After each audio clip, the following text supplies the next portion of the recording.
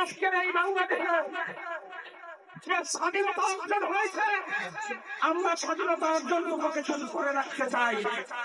আমরা স্বাধীনতা অর্জন করেছি, স্বাধীনতাটুকু আমরা মানসম্মতভাবে ধরে রাখবো। বাংলাদেশ জাতীয়তাবাদী দল গণতন্ত্রে বিশ্বাসী। বাংলাদেশ জাতীয়তাবাদী দল সাধারণ মানুষের ভোটের ম্যান্ডেটে বিশ্বাসী।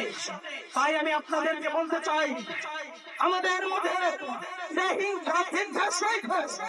আমি মনে করি আমাদের মধ্যে কোনো হিংসা দেখতে চাই।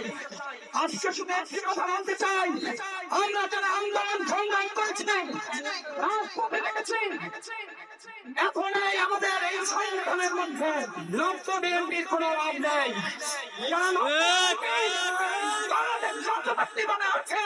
আপনাদের কলকান জানাই, কিন্তু রাজপথের লোকজনের যেটা ভালো করে কোনো বাইরে করার চেষ্টা করবেন না।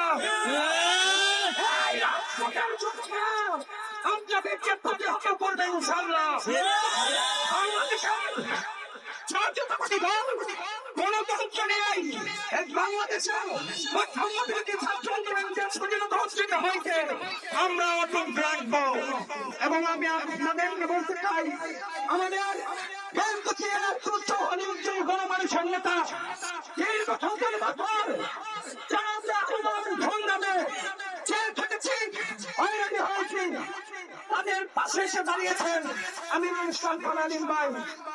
তার আগামী দিনের রাজনীতির কামনা করছেন এবং